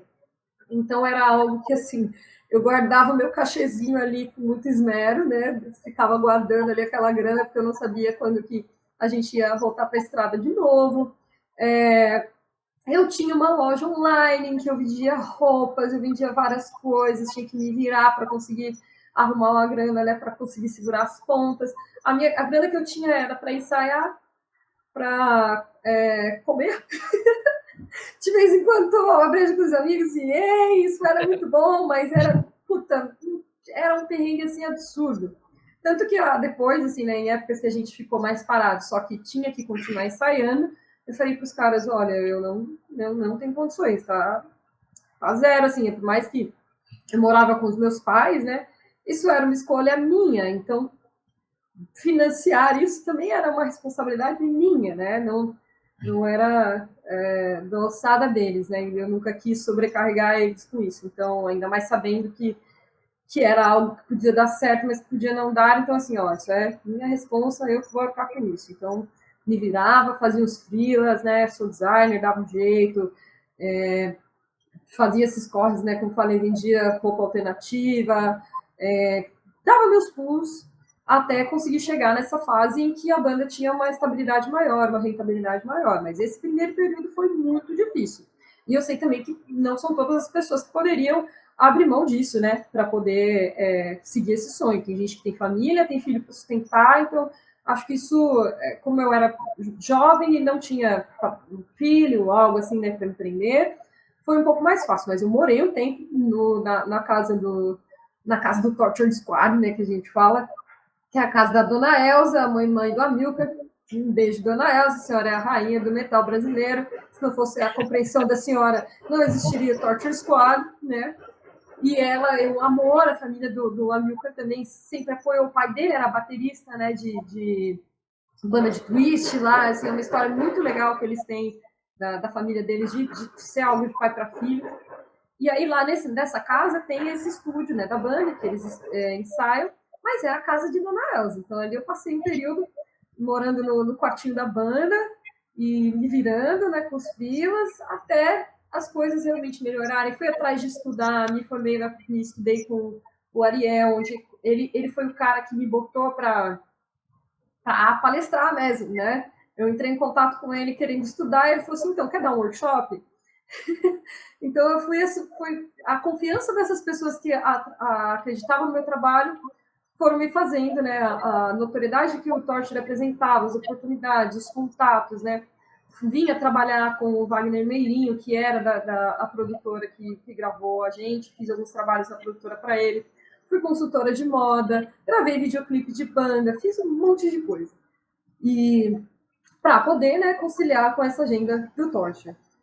E hoje, assim, eu não consigo pensar como teria sido esse caminho sem cruzar o caminho do Torture Squad, porém, uma coisa eu afirmo, eu não iria desistir, né? Eu iria continuar, seja com o Necromesis, ou seja com os meus projetos, né, pessoais. Eu sabia muito bem onde eu queria chegar e não iria desistir, não vou desistir, né? Nunca disso. É algo que eu amo muito fazer. E com eles eu fui tentando aproveitar o máximo do que eles me proporcionavam, que era a experiência de você estar do lado de grandes músicos, que já tinham experienciado grandes coisas. Era uma banda em que, porque você chegar num festival como o Wacken, em que você tem bandas do mundo inteiro apresentando o seu trabalho, de países que têm muito mais estrutura do que o seu, que já vem de uma cultura diferente do que você faz, e você levar a taça para casa, né? Levar e falar assim, é do Brasil, né? Para mim era a seleção brasileira do metal indo lá para a Copa do Mundo no Wacken, né? Então eu sabia muito bem que ali se eu tivesse respeito, né, por essas pessoas que estavam comigo, eu ia conseguir absorver um aprendizado que iria me construir como cantora e como um músico de notoriedade. É assim até hoje. Como falei, tenho o meu poder de opinar na banda, tenho o meu poder de decisão na banda, mas procuro sempre escutar o que esses caras têm para dizer, porque é fruto de muita experiência, de muita vivência na cena, né, em diversas épocas, em diversas fases. Então, até hoje, mantenho essa admiração por eles e por qualquer outra pessoa que eu venha a conviver, porque hoje eu olho para o lado e, por exemplo, assim, poder sentar do lado do Rafael Bittencourt, que era um ídolo, e aí você olhar para o lado e falar ao cara assim, ó, pega a minha guitarra aí, toca o riff, ó, vamos cantar uma música do Angra, isso é surreal. E eu não consigo me portar de outra maneira que não seja demonstrando muito respeito, muita admiração. Meu lado fã nunca vai desaparecer para esses caras, porque independente do que digam sobre mim, porque você é uma das maiores cantoras de metal nacional, etc., eu sou fruto do que essas pessoas construíram. Então, sempre que eu estiver do lado de um desses caras, meu lado fã vai falar muito mais alto. Eu não consigo olhar e falar assim, não, estou no mesmo patamar que esses caras. Agora eu sou a deusa do metal. Nunca vai ser assim. Sempre vou ter o maior respeito por todos eles. Que legal. Mas você é uma referência, como eu disse, principalmente para as minas. E hoje te surpreende ver tanta mulher cantando death e thrash, principalmente com tanta qualidade, cara. Porque se você abre o Instagram e procura por vídeos de minas cantando, é um absurdo, bicho. É um absurdo, assim. É um negócio maluco. Cara, eu digo mais, eu estou construindo uma escolinha de monstros aí, né? Porque as meninas que vêm estudar comigo, meu bem, se você procurar aí a banda Crass, já ouviu falar dessa banda? Eu acho que eu já ouvi falar nessa banda. Crass. Estão fazendo um baita barulho. É uma banda de sludge, metal.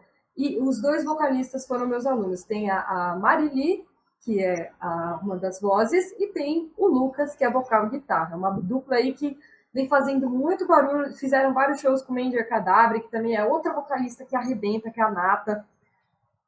Tem o Darkmans, que também é uma banda daqui de São Paulo, que tem a Anne nos vocais, que foi uma garota que veio me procurar para fazer aula. Eu falei assim, garota, o que você quer aprender comigo? Você já canta muito. E ela, assim, só evoluiu, né? Continua evoluindo, as gravações dela são absurdas. Então, as meninas que estão surgindo na cena, elas estão procurando cada vez mais se profissionalizar. Não é algo mais só por diversão. Elas enxergam que existe uma possibilidade de carreira. E isso já é uma consequência positiva do trabalho. Mais uma vez eu falo do Nervosa, do Hateful Murder, do Torture Squad, de bandas que conseguiram proporcionar uma carreira para os músicos. E eu acho incrível, eu acho que é só o começo, vai vir muita coisa diferente ainda, que eu acho que surgindo dessas novas gerações de músicos, porque, cara, os músicos estão vindo muito bons, você vê os guitarristas, as guitarristas, bateristas, já são assim, uma galera muito jovem que monstra que eles estão indo atrás de estudar, de se profissionalizar, de entender como funciona o mercado. Hoje tem muito conteúdo para isso, que antigamente não tinha, né? Se você quisesse estudar, hoje você consegue acessar um site e estudar a estratégia de management de banda com o Kiko Loureiro, por exemplo. Quando que você ia imaginar que você teria acesso a isso? Existe uma pós-graduação em rock e metal que você pode estudar. Então, os recursos para você se tornar um músico de qualidade capaz não só de executar muito bem a música, mas de gerir a sua própria carreira, são muitos. E eu sinto muito orgulho dessa nova geração de vocalistas. Tem muitas bandas que eu sei que estão ralando há muito tempo já, que não é de hoje assim, que elas vêm, mas graças a esse cenário favorável estão conseguindo tomar um destaque. O Corja, já ouviram falar dessa banda? Essa banda vocês têm que ter ouvido falar, né? Já. O Corja com a Haru, para mim, arrebenta. E ela tem coisas que eu gosto muito, que são atitude, visceralidade no que ela está fazendo, né? Ela não está ali tentando ser algo, ela é aquilo. Ela traz aquela força, ela está pondo poder, que eu acho que é o principal, assim, que eu falo para as meninas que estão começando no death metal, que cada estilo, ele representa algo. Tem vozes que te levam para um imaginário, tem vozes que te inspiram poder. E as vozes do death metal, elas vêm com isso, com essa força, né? com esse poderio todo. Então, eu acho que as meninas que estão entrando, elas têm coisas a dizer. E o metal se encaixa perfeitamente com essa mensagem que tem a ver com a experiência delas, com os pensamentos delas. A gente se sente mais à vontade para se portar dessa maneira, a quebrar paradigmas que vêm de aparência também, de como que um headbanger ou uma mina no metal tem que se vestir, tem que parecer, etc. Eu fui me livrando cada vez mais dessas coisas, desses estereótipos, e hoje eu acho que eu consigo me olhar no espelho e falar assim, não, essa sou eu, Mayara, a minha identidade própria, o meu jeito de me vestir, o meu jeito de me comunicar, o meu jeito de usar o meu cabelo, de compor a minha música, de me expressar, então tem tudo ali. Você que me acompanha, você vai conseguir ver tudo que eu gosto. Né? Então, acho que as meninas vêm com isso, elas vêm com uma bagagem de ter muito a dizer para as pessoas de uma maneira profissional, competente, e eu estou orgulhosa, estou torcendo para todas. Sempre que posso, tenho o maior prazer em poder trabalhar com essas mulheres, né? Então, o Kras é uma banda que eu acompanhei desde o nascimento, pude produzir um single com eles, então, assim, eu me sinto muito orgulhosa e acho que é só o começo. As meninas estão dominando tudo de uma forma muito positiva, sabendo trabalhar em equipe, né? Porque ter esse trabalho não só das bandas totalmente formadas por mulheres, mas das bandas mistas também, que abraçam pessoas independente das questões de gênero, né? Então isso é uma revolução que eu acho que é progressiva. Cada vez mais a cena vai conseguir abrir a cabeça e se livrar de coisas que só atrasam, né? Tem muitas coisas desse cristal inquebrável da matriz do amor da heavy metal tradicional que na verdade tem que se mostrar mutável, né? Tem que haver uma alquimia aí de transformação para isso se tornar ainda maior. É isso aí. Mai, para finalizar, o que os fãs da Torture Squad e os fãs da Mayara Puertas podem esperar para o futuro? Você já falou por cima, assim, mas no geral, o que a gente pode esperar? Bom, eu vou começar falando do Torture, porque nós temos esses lançamentos por vir. Outubro vai ser um mês que vai estar pegando fogo pra gente em termos de lançamentos, novidades, shows, sabe? Vai ser incrível. Deixa eu abrir aqui a agenda de shows para falar para vocês, que também acho legal para o pessoal ficar atento aí. A gente vai divulgar muitas novidades. Nós vamos ter uma série de shows com Nervosa até. Olha só. E isso vai ser demais, né? Sempre quis estar na estrada com essas meninas. A nossa agenda de show começa agora, dia 8 de outubro, em Goiânia, no Goiânia Tattoo Fest. Tem um show em São Paulo por vir também em outubro, mas eu ainda não posso anunciar, mas já está quase 100% confirmado, aí dia 22 de outubro. Iremos para o Sul com Nervosa, dia 29 em Pomerode, dia 30 em Curitiba. Depois a gente segue para o Nordeste, em Feira de Santana, na Bahia, dia 5 de novembro. Essas 3 datas com Nervosa. O Torture tem datas também a negociar para novembro e dezembro, em breve a gente vai falar para vocês. Nesse meio tempo, vocês podem aguardar lançamentos de coisas inéditas, de videoclipes que estão por vir. Então, no nosso canal, fiquem atentos aí que vai vir muita coisa, registros muito bons que a gente fez nesse meio tempo. E nos meus canais, o que vocês podem acompanhar? Ultimamente eu tenho convertido esses conteúdos não só para o que gira em torno da minha banda, mas também sobre para quem quer aprender sobre técnica vocal e um pouco mais das coisas que compõem o meu universo, né?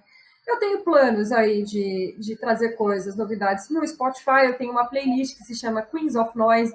Houve uma movimentação muito legal no Instagram em que eu pedi para sugerirem bandas Isso gerou uma playlist que eu quero divulgar em breve, que todo mês vai trazer bandas novas, é algo que eu acho que é uma forma de pífia, assim, de abrir um espaço, né, para que as pessoas conheçam não só o meu trabalho, mas conheçam o trabalho de outras mulheres que estão no cenário. Então, eu quero trabalhar essa playlist trazendo um conteúdo que vai ser não só em música, mas eu também vou trazer, vai ter matérias em revista, em sites que eu consegui parceria. Quero trazer esse conteúdo para o YouTube, quem sabe, né? Vamos ver se essa estrutura aí converge para isso, né? Eu acho importante, onde quer que eu possa abrir essas portas para essas garotas, né? Eu vou estar buscando. Venho divulgando nos meus cursos online também, a demanda e procura por aulas comigo foi muito grande, me fez pensar em maneiras de como conciliar isso com a minha rotina, mas de poder disponibilizar esse tipo de informação que as pessoas querem ter, né? Que seja quem queira começar a cantar ou quem quer poxa, eu já canto, mas eu quero entender melhor como que isso funciona, né? Como que é a parte técnica disso. Então, eu tenho esses cursos na Hotmart, para quem quiser entrar lá, né? Você consegue ter acesso a essas videoaulas. Eu não tenho tanta agenda para atender alunos particulares, mas nas videoaulas já é uma boa base aí para quem quer começar a praticar. E eu vou converter isso sempre. Eu tenho vontade de fazer muita coisa, mas não tenho tanto tempo, né? Tem muitas collabs por vir, parcerias com músicos nacionais e internacionais estão por vir também. Então, quem sabe aí nos próximos meses eu tenha bastante novidade para trazer para vocês. E estou trabalhando muito duro nisso, com certeza. Pô, que legal. E já fica aqui aberto o convite para quando vocês lançarem o próximo disco. A gente também faz live para você aparecer lá com a Milka, com todo mundo, para comemorar o lançamento com a gente. A gente faz uma live de lançamento. A gente chama os Muito fãs para bom. mundo, seria um prazer enorme. Mayara, assim, foi um prazer enorme ter você aqui. Essa foi a nossa entrevista com a Mayara Puertas, vocalista da Torture Squad. Agradeço imensamente o seu tempo, Mayara. Finalmente, valeu a pena bastante esperar. Espero que você tenha curtido aí tanto quanto a gente. Obrigada aí pela paciência. Sempre é seu aí para você se despedir do nosso público e dar o recado que você quiser dar. Bom, gente, eu acho que eu falei pra caramba aqui com vocês. Muito valeu a pena, né? O tempo que a gente não ficou esperando para que isso rolasse foi compensado, né? Vários minutos de blá blá blá. E fiquei feliz com as perguntas, me fizeram revisitar vários momentos, né, da minha trajetória. E é muito bom olhar para tudo isso com muito carinho, poder ver que as pessoas que cruzaram meu caminho foi de uma maneira positiva, deixaram algo bom para mim, algum aprendizado e construíram, né, o que a Mayara é hoje, né? Parabéns pelo canal, eu vejo o trabalho que vocês vêm fazendo. Muito obrigado. Isso é muito importante. A gente vive, né, um estilo, não só consome um estilo, mas que depende muito do trabalho ainda independente, do trabalho do underground. Por mais que chegue a ser conhecido, que chegue a ser famoso, a gente sabe que faz parte de uma subcultura que, assim, do jeito que cresce, já se torna algo cultural. A gente tem a nossa cultura heavy metal no Brasil. E, com certeza, o trabalho de pessoas como vocês fazem parte disso e não deixam que isso acabe, né? Já pensou se a gente dependesse só da grande mídia, onde que a gente ia estar? Então, muito obrigada ao Imagens Cast, continuem firmes e a galera que acompanha o canal, apoiem esses caras, que não é fácil tudo isso. Vocês viram o corre que foi para conseguirem me trazer aqui a paciência, a organização das agendas. Então, como é que é? Se inscreve no canal, deixa o seu like, compartilha esse vídeo, né? Sigam o Imagens Cast no Instagram, ali, @ImagensCast, siga no Twitter. Manda suas ideias, manda o Pix para eles e fortalece esse trabalho, esse canal muito bom. Muito bom, obrigado, Mayara. É isso aí, Caio. Por hoje é só agradecer imensamente a Mayara, foi um papo super legal, super agradável, super divertido.